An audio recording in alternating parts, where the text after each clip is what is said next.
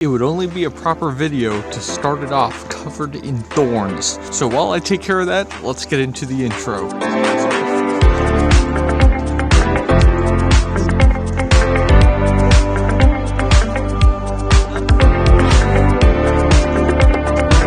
Now that's taken care of, I've had this thermometer sitting outside for a little bit, and believe it or not, it's like 80 degrees outside. I'm kidding.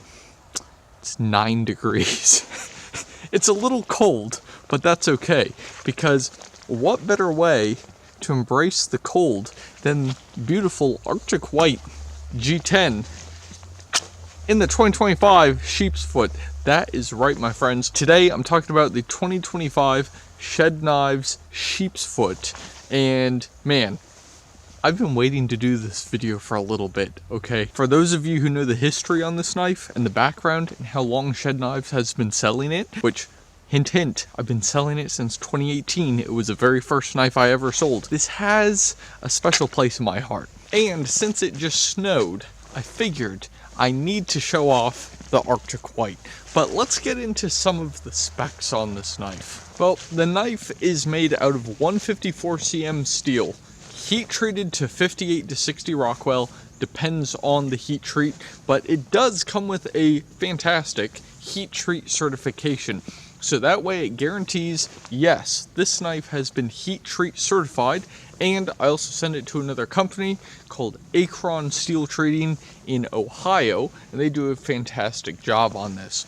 I also use G10, obviously, the Arctic White G10 that you saw here. Most knife companies use some type of wood, and wood is cool, it's natural. Okay, I get it. But when you set a knife that has a wooden handle into the river, well, the river's kind of frozen. But assuming you could break the ice and let your knife sit in there, then that wood is going to expand, or it may contract because of the cold temperature. And having to deal with that, and all the pins and the bolts and expanding, contracting, all of that crazy stuff, that does not help you out when you're stuck in the field. And that assumes you're here on your own free will, because sometimes you get stranded. Hopefully that doesn't happen to any of you. However, if you happen to be stranded in the field, in the woods, in the wherever, in the Arctic, the 2025 Sheepsfoot is going to be better off. Let's continue down the line here. I said 154 cm, but it's like a 1/4 inch thick. This knife is insane, okay?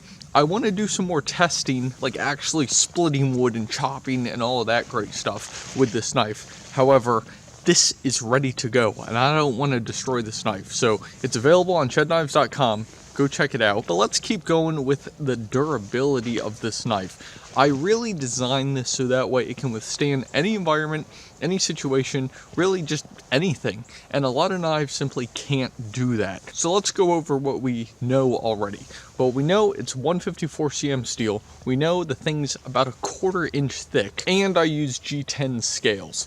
Something I left out though is that the G10 scales are actually paired with a liner. And there's two reasons for the line. Earlier in the video, I mentioned 2018. What's special about that year is I started making knives out of my shed.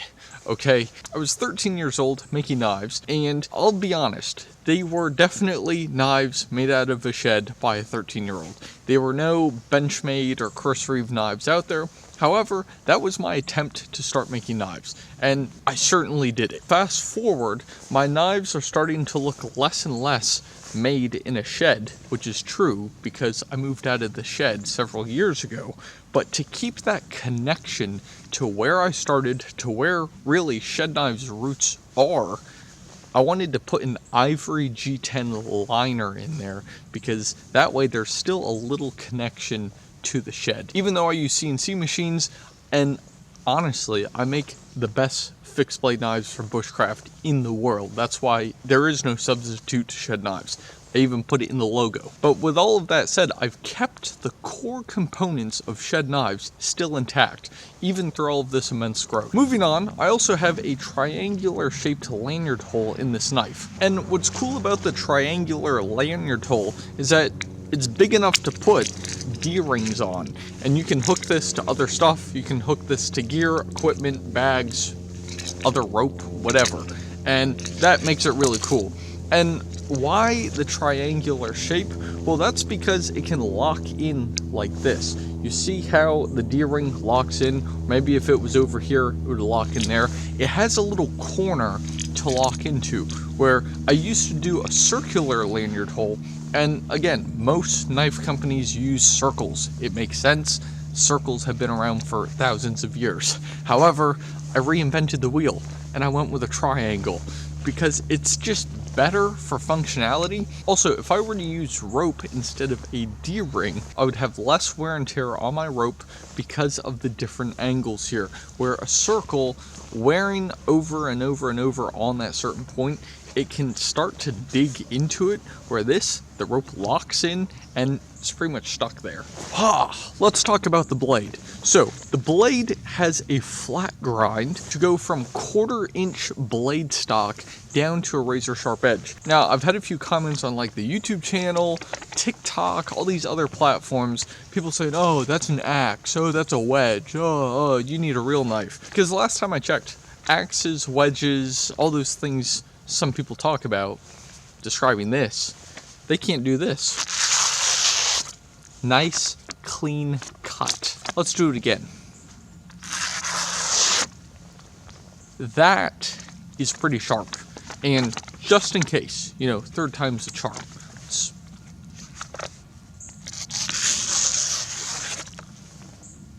That is slicey. And honestly, that's what I want in a knife. I want a strong knife. I want a knife that's going to hold its edge. I want something that isn't going to break in my hands or even just break at the thought of looking at it, okay? I want something that's going to stay sharp and that's easy to sharpen too, because when you get into steels like S95, VN, all those super steels, those are pretty hard to sharpen just for the common man. And I don't know about you, but those are all characteristics I like in my knife. But if you don't, Shed Knives is not for you, because I just make functional stuff. But if that is you, then I guess you found your home. Let's talk about the Kydex sheath though. So yes, this is Kydex. It is genuine Kydex. It's not some phony Chinese fake sheath that is called like Bowflex or whatever. No, this is Kydex. Real Pennsylvania, USA made Kydex. And I do this all in the Shed Knife shop. It's all done in-house. It's not something that is worse quality, cheaper, but more expensive for you and damages your knife. This is actually the real deal. Let's get into the details though of the sheath. We have 6 grommets on here and a Kydex clip on the back. I made this clip so you can change the format of the clip. You can carry upside down. That's actually how I like to carry my knife. I generally enjoy it upside down, but this is how it ships to your door.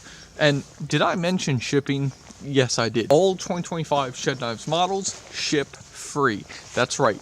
And they don't just ship free, they ship free and within 24 hours. So if you like the sound of that and you like the Sheepsfoot, go check it out, shedknives.com. I've also had a few questions on the grommets. Why are they so darn big? And the reason for that is so you can put another D-ring in it. No, I'm kidding. This is for 550 cord, because there are some times where the clip might not be the best for your use case. Maybe you need to mount it somewhere that a clip just can't work. And believe me, I've had that happen on all sorts of knives. Sometimes I just like to tie it down with a 550 cord wrap or whatever. I can also store 550 cord on here. I can wrap it around. That works just fine. But I wanted to open up that option with the larger grommets instead of going with some small cheesy like whatever. And speaking of better stuff, let's talk about the thickness of the Kydex. So this is actually a little bit thicker than most Kydex sheaths out there. So some of the bigger knives on the market do use thicker Kydex, but most Kydex sheaths you're going to come across, assuming they're actually Kydex and not some cheap plastic, they make it thin. And thin Kydex, thin plastic, just doesn't sound good to me. Especially when you have a beefy, slicey, just ready to get stuff done knife. You don't want a cheap sheath. So I upgraded the thickness of the kydex so that way it would match the upgrade in everything else with the knife. I also added new bolts for this year, so they're hex bolts. You can kind of see them, but anyways, these things fit really nice and they're super flush with the surface of the knife, which is fantastic because sometimes they stick out on other knives and I just don't like that. I made sure when I was milling they were super flush and they would fit really nice. So that's exactly what I have on the Sheepsfoot. And they also lock into a steel core. There's a little threaded spot here that has solid steel, stainless steel by the way. It is coated in brass, so if you disassemble your knife you'll see, hey Jack, it's coated in brass. Well, yes, it is coated in brass, so that way the brass could actually mold into the knife because I hammer the brass pins in, or the brass threads. I hammer those in so that way they just stay and they're completely locked on. And then obviously the stainless steel core, that's really what matters most of it. Let's talk about the tip on this knife. I've also had a few comments that say, man, did you break the tip off of this knife? What happened? Buck and K-Bar have made some pretty popular clip point knives over the years, and they work, but they just don't work as well as this. And this is really made for prying, so if you were to stab into something, if you had to pry something, the chance of you breaking the tip off of this knife is like, I'm not gonna say 0, but I'm gonna say 0. The chance of you breaking this off, doing some like normal process, not crunching it in a bench vise, don't be stupid, but normal use of a knife, really you're not gonna break this off. Such a thick part of the knife that you just know it's strong. And if I could sum up this whole knife and the whole video really in just a few words, it would be, I design my knives for function. I design my knives to be used without the user doubting the knife or doubting whatever they're using from Shed Knives.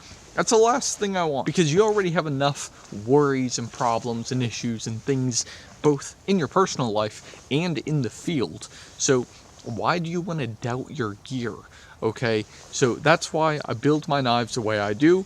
They are definitely above average. They beat the standard by all means. Again, there's no substitute to Shed Knives. I don't care what knife you put up against this. Overall, this knife will beat it. There are definitely niche knives that are made for like very particular tasks. There's no way you're cutting down a tree with an oyster knife. However, you can definitely shuck an oyster with an oyster knife. Really, the last key components here are going to be the jimping and the sharpening choil. Why do I have jimping? Why do I have sharpening choil? The jimping is helpful, especially when you have gloves on, because it just keeps your hand locked in, so that way you don't lose control of your knife. You also have a nice like finger stud there, so your hand doesn't slide across the knife blade. Ouch, I know. That would really hurt. That's why I put things like this in place. And then the sharpening choil was actually designed so you could really know the difference between knife handle and blade. Now, I don't know if this is true, but there's rumor that it was also designed so that way you could sharpen your knife in the dark. I don't know if I believe that. Might be true. However, I know you can definitely do it with this like massive sharpening choil. Rumor or not, it's fact. With the 2025 Sheepsfoot. So let's sum up the 2025 Shed Knives Sheepsfoot. Well, we know it has 154 cm steel, it's about 1/4 inch thick, has 100% USA made G10 scales, comes with an ivory G10 liner, jimping, sharpening choil, nice, I mean fantastic flat grind, check that out. Razor sharp edge, you saw that. Triangular shaped lanyard hole, you can use that for various reasons. Kydex sheath with the Kydex clip. Also, Super Duty Kydex. Let's just call it that. And enough knife for the field. This is the 2025 Shed Knives Sheepsfoot. If you want to grab one of these for yourself or for somebody you know, go ahead, visit shedknives.com. I don't do any sponsors.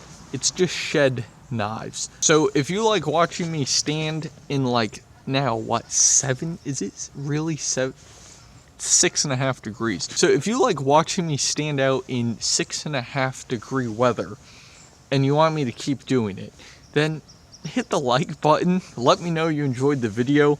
And what really keeps me doing this is by people who carry these knives. These are truly made for winners, for people who want to go out and conquer and do big things. So if you have a desire for adventure, you want to be connected to the outdoors, and maybe you just like knives, well, go check out Shed Knives. I've got a ton of other cool models. If this is a little too bulky for you, or maybe it's too small of a knife, then again, shedknives.com, go check it out.